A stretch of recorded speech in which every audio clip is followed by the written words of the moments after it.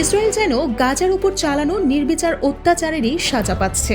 বোমা, রকেট আর অবরোধে ফিলিস্তিনিদের জীবন বিপর্যস্ত করে দেওয়ার পর এবার প্রকৃতি যেন ন্যায়ের পক্ষ নিয়েই রুখে দাঁড়িয়েছে। বুধবার ৩০ এপ্রিল দুপুরের পর হঠাৎ করেই ভয়াবহ দাবানল শুরু হয় জেরুজালেমের পাশের মাতে ইয়েহুদা অঞ্চলে। তখন প্রবল গরম ও শুষ্ক বাতাস বইছিল, যাকে আরবিতে হামসিন এবং হিব্রুতে শারাফ বলা হয়, যে কারণে দ্রুত ছড়িয়ে পড়ে আগুন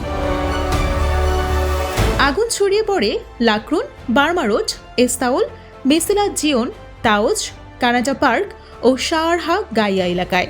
আগুন এতটাই ভয়াবহ ছিল যে হাইওয়ে ১, যা জেরুজালেম ও তেল আবিবকে যুক্ত করে, তা দীর্ঘ সময় বন্ধ রাখতে বাধ্য হয় কর্তৃপক্ষ। রাস্তায় গাড়ি ফেলে পালাতে হয় বহু মানুষকে। পরবর্তীতে পুলিশ গাড়িগুলো উদ্ধার করে লাক্রুনের কাছে একটি পার্কিংয়ে রেখেছে। এ পর্যন্ত প্রায় ২০ বর্গ কিলোমিটার বনাঞ্চল পুড়ে ছাই হয়েছে। ইসরায়েলের বিখ্যাত পার্ক আয়ালন কানাজা পার্ক ভস্ম হয়েছে। আগুনে আহত হয়েছে ফায়ার সার্ভিসের অন্তত ২১ জন কর্মী। আগুন নিয়ন্ত্রণে আনতে দেশজুড়ে ফায়ার সার্ভিস কর্মীদের তলব করা হয়। ৯৩টি দমকল ইউনিট দল রাত দিন কাজ করেছে। সাহায্য চাওয়া হয় বিদেশ থেকেও। সাইপ্রাস প্রথমে হেলিকপ্টার সহ ফায়ার সার্ভিস দল পাঠায়। এরপর ইতালি, গ্রিস, ক্রোয়েশিয়া ও ফ্রান্স থেকেও ফায়ার প্লেন পাঠানোর কথা জানানো হয়। মোতায়েন করা হয় ইসরায়েলি সেনাবাহিনী, গোয়েন্দা বিভাগ এবং বিমান বাহিনীকেও। ৬টি সুপার হারকিউলাস বিমান থেকে ছেটানো হয় আগুন নেভানোর রাসায়নিক। বৃহস্পতিবার বিকেলে আগুন অনেকটাই নিয়ন্ত্রণে আসে। সরিয়ে নেওয়া বাসিন্দাদের নিজেদের বাড়িতে ফেরার অনুমতি দিয়েছে কর্তৃপক্ষ। খুলে দেওয়া হয়েছে রাস্তাও।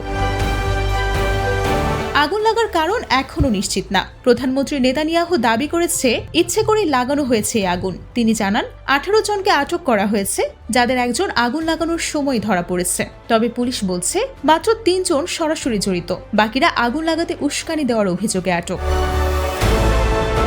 সামাজিক মাধ্যমে এমন কিছু পোস্ট ছড়িয়েছে যেখানে ফিলিস্তিনিদের আগুন লাগাতে আহ্বান জানানো হয়েছে। নেতানিয়াহু বলেন, যারা বলে তারা এই ভূমিকে ভালোবাসে, তারাই এখন একে পোড়াতে বলছে, আর আমরা এই ভূমিকে ভালোবেসে রক্ষা করছি। তবে ধারণা করা হচ্ছে এই দাবানল হয়তো ২ দিন আগে নেভানো আগুন থেকেই আবারও জ্বলে উঠেছে। ইসরায়েলে অতীতেও ভয়াবহ দাবানলের নজির আছে। ২০১০ সালে হাইফার কাছে কার্মেল পাহাড়ে ভয়ঙ্কর আগুন ছড়িয়ে পড়ে। দাবানলটি ৪ দিন ধরে চলে এবং এতে ৪৪ জন মানুষ মারা যায়। প্রায় ১৭,০০০ মানুষকে সরিয়ে নিতে হয়েছিল। আগুনে কয়েক হাজার একর বনভূমি পড়ে যায় এবং ঘরবাড়ি ক্ষতিগ্রস্ত হয়। এরপর ২০২১ সালের অগাস্ট মাসে জেরুজালেমের পাশের এলাকায় আরেকটি ভয়াবহ দাবানল দেখা যায়।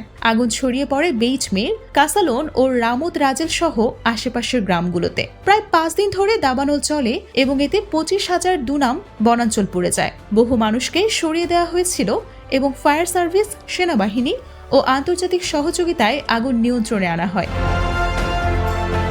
তবে এবারকার দাবানল শুধু আগুনের তীব্রতার কারণে নয়, বরং এর সময় ও প্রেক্ষাপটের জন্য ভীষণ তাৎপর্যপূর্ণ। গাজার আকাশে যখন ইসরায়েলি বোমা, ফসফরাস, ড্রোনের তাণ্ডব, ঠিক তখনই নিজ ভূমিতে আগুনে পুড়ছে ইসরায়েল। এটা যেন প্রকৃতির তরফ থেকে এক নীরব প্রতিশোধ, এক ন্যায়ের আহ্বান।